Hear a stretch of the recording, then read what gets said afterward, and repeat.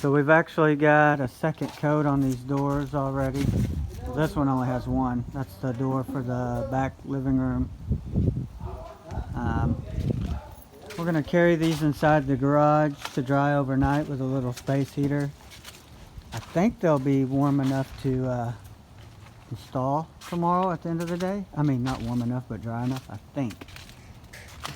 But still finishing up some mud, and hopefully after countertops we'll probably spray the trim. If it dries up good enough, we can do the walls and ceilings as well, but we have to kind of play that by ear just on this oil-based paint.